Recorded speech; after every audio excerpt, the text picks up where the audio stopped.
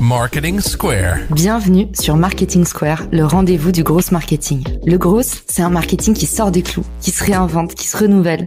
C'est aussi un mindset qui repose sur l'envie de se dépasser, de se détacher de ses opinions une bonne fois pour toutes et d'apprendre en continu. Si tu te reconnais dans cette description, que tu sois débutant ou expert, abonne-toi. Ce podcast va devenir ton meilleur allié.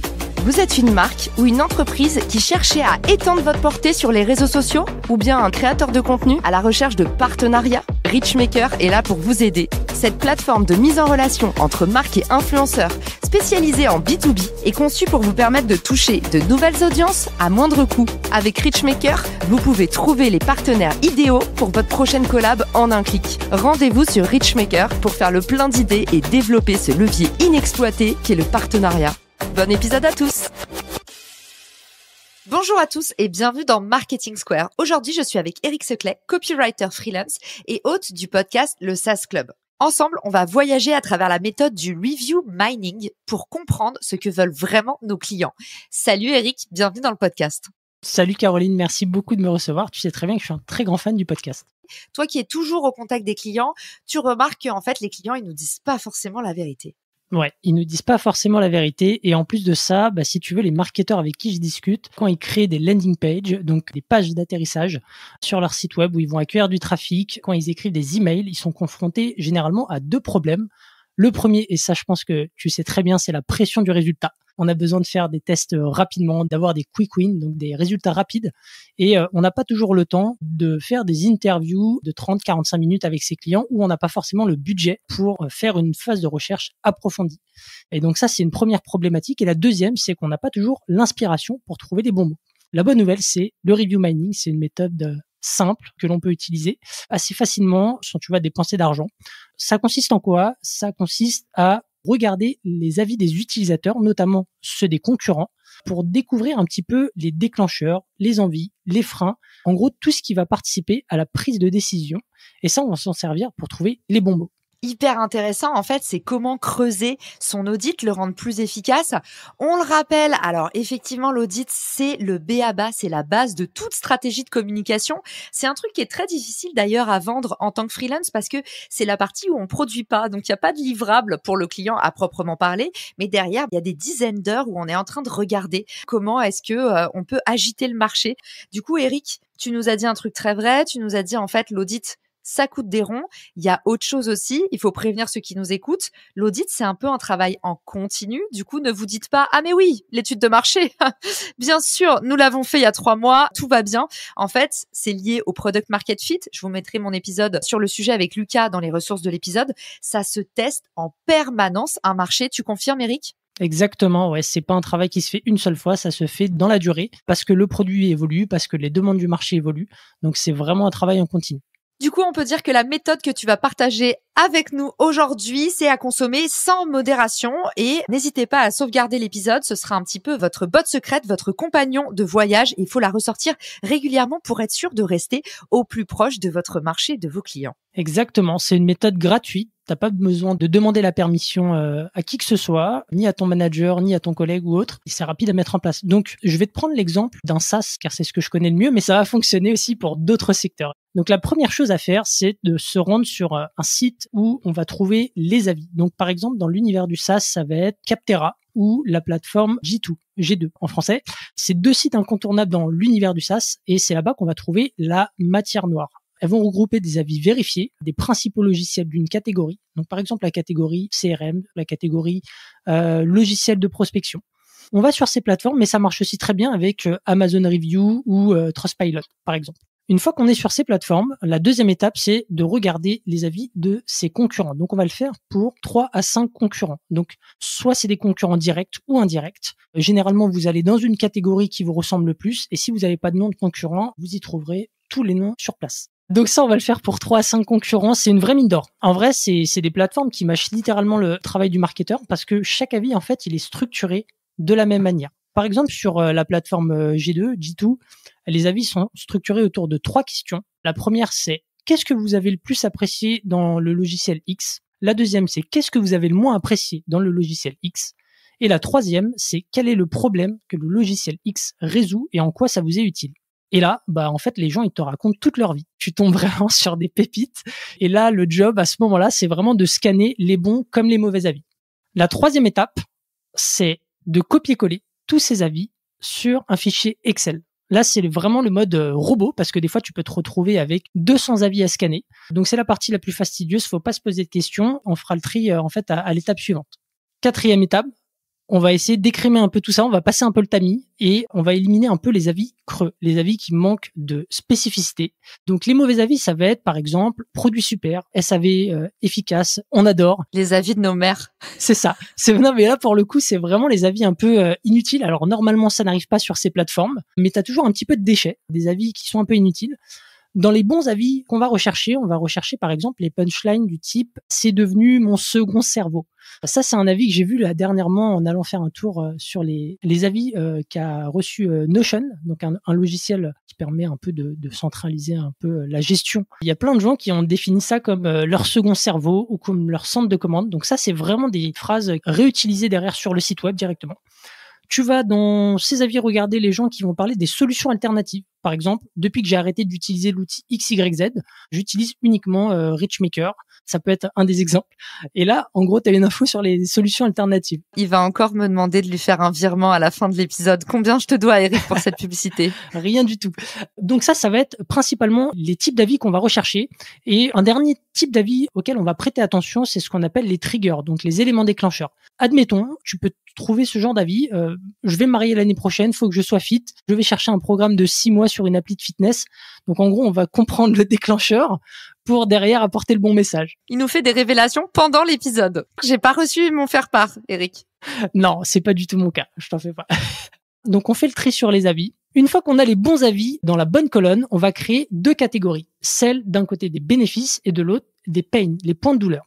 Ensuite, ces colonnes, on va les découper en autant de petits bénéfices et de petits pains qu'on aura identifiés. Si on prend toujours l'exemple de Richmaker, en bénéfice, tu pourrais avoir une colonne. Ça me permet de rentrer en contact avec des marques affinitaires. Je gagne du temps dans ma recherche de partenariat. Et en pain, ça pourrait être, je ne sais pas comment aborder un partenaire, j'ai trop peu d'infos sur les audiences. Donc en gros, ça va te permettre de cartographier un petit peu les points de douleur et les attentes des consommateurs. Et ensuite, on va tout simplement repérer les patterns, donc en fait la récurrence à laquelle les bénéfices et les pains ressortent. Et pour ça, on va s'appuyer sur un système visuel et on va dire numérique très simple. On va mettre un 1 dans une colonne qui reflète le plus le bénéfice ou le pain mentionné dans le témoignage. Ce qui fait que, par exemple, je peux rentrer en contact facilement avec des marques affinitaires pour Richmaker. Si ça ressort 10 fois, en fait, on va se rendre compte que c'est vraiment l'attente numéro 1 des personnes. Si, en revanche, on va dire, sur 50 avis, tu as 18 fois le manque d'informations sur les audiences qui ressort, ça veut dire que c'est sur ce point-là que tu vas devoir appuyer. Et donc, en fait, on va juste sommer les colonnes et observer les scores. Les colonnes avec le meilleur score, c'est exactement ce qui compte le plus dans la tête de tes clients et de tes futurs clients. J'adore ce que tu nous livres là comme méthode, le review mining. Déjà, merci, j'en avais jamais entendu parler. Pour tous ceux qui veulent briller à la cafette, c'est un super terme, nouveau terme du jargon à mettre dans notre petit Pokédex. Ce qui est intéressant avec les avis clients, c'est que tu nous l'as très bien dit, et toi, t'es copywriter, donc on va pas te l'apprendre. Ça donne en fait tous les bons verbatim qui permettent de parler le langage de ses clients. Et souvent, comment est-ce qu'on rédige une page de vente quand on est copywriter? On s'appuie beaucoup sur qu'est-ce qu'il existe déjà, qu'est-ce que les gens ont utilisé comme expression pour comprendre les perceptions et parler aux sentiments aussi des gens. Parce que si on décrivait tout factuellement comme des brochures, on vendrait pas grand-chose.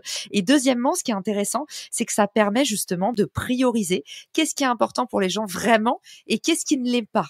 Alors que souvent, nos clients, ils ont tendance à partir quand ils sont avec nous dans de l'émotionnel, donc des détails. Mais j'ai bien aussi aimé telle fonctionnalité. Mais en fait, on voit bien que si on regarde la big picture, comme on dit, si on prend du recul, finalement, c'est pas ça qui va influencer leur achat ou pas. Donc, c'est un exercice hyper concret que j'adore, Eric, et merci de nous l'avoir partagé. Je rebondis justement sur ce que tu as dit.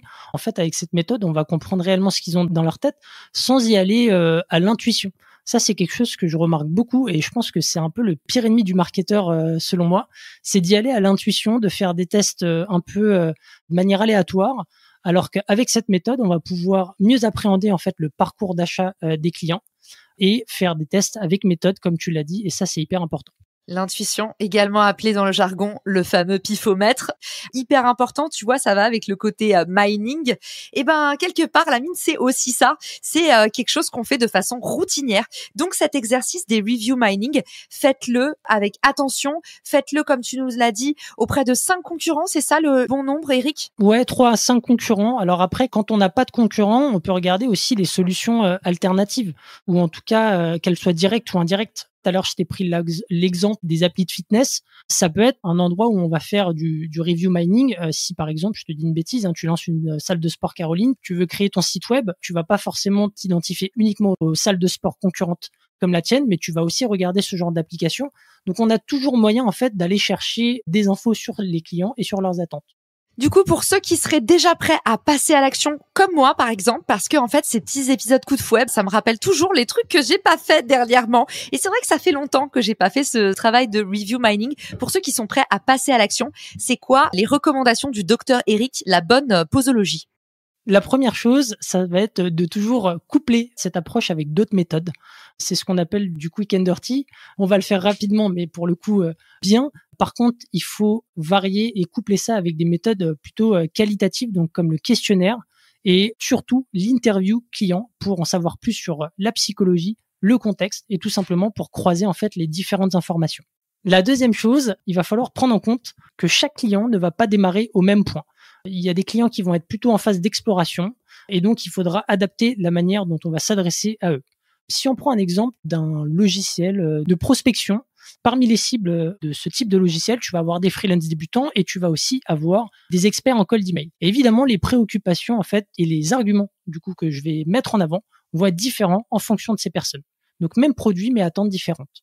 Le troisième, en fait, c'est que maintenant que vous avez la base, il va falloir évidemment travailler son copywriting. Et là, pour le coup, le travail de review mining, normalement, aura déjà fait le job pour vous. Si vous n'avez pas d'inspiration, volez tout simplement les mots, en fait, des personnes qui seront dans ces reviews. Et donc, d'une manière générale, ce qu'on peut dire, c'est que si vous voulez doubler votre chiffre d'affaires, commencez par doubler votre connaissance client. J'adore, Eric. D'ailleurs, un des meilleurs tips qu'on m'ait donné, une des meilleures astuces, c'est assez corollaire à cet exercice de data mining. Finalement, quand tu parles de voler les mots de nos clients, il y a un truc aussi tout bête que vous pouvez faire si, par exemple, il y a aucune review, vous n'avez pas pu du tout faire l'exercice ou en bénéficier. C'est tout simplement de prendre un échantillon de test de 3-4 personnes et leur demander de reformuler votre page produit. Un peu la règle des 5 secondes. Là, tu as vu mon site pendant 5 secondes. Comment est-ce que tu résumerais ma proposition de valeur ? Bien sûr, les gens comprennent pas si on parle en jargon comme je viens de le faire. Ce que je veux dire, c'est vous dites à vos clients comment tu expliquerais à quelqu'un Richmaker. Et moi, c'est un exercice que je fais sans arrêt sur mon site parce que le co-marketing, c'est encore un truc un peu nébuleux. Et du coup, j'ai un vrai gros travail de vulgarisation. Et c'est une astuce que j'ai mis en place. J'en suis à, je sais pas, je pense ma 20e copie différente sur le site. Je pense qu'il y a au moins 20 voix différentes de clients qui se sont exprimés sur le sujet et je teste. Donc ça, voilà. En conclusion de l'épisode, hyper intéressant, la méthode du data mining. J'invite tous ceux qui ont apprécié l'épisode à t'écrire, à aller écouter ton excellent podcast. Je pense que c'était une très bonne mise en bouche avant de se faire 1 ou 2 épisodes du SaaS Club. Surtout si vous êtes dans le SaaS, dans la tech, dans l'entrepreneuriat. Tu as toujours un point de vue hyper pédagogique sur les disciplines. Et merci Eric, on en a bénéficié aujourd'hui. On apprécie la chance qu'on a. Et pour te retrouver, qu'est-ce que tu nous recommandes ? Tout simplement sur LinkedIn. On mettra ça dans les ressources de l'épisode avec également le lien de ton podcast. Et puis merci à tous pour votre écoute. J'étais ravie qu'on parle de ce sujet trop peu exploré. Merci Eric et à bientôt. Ciao, ciao. Si cet épisode te plaît, tu peux le partager en me taguant ou lui laisser 5 étoiles sur Apple Podcasts. Marketing Square.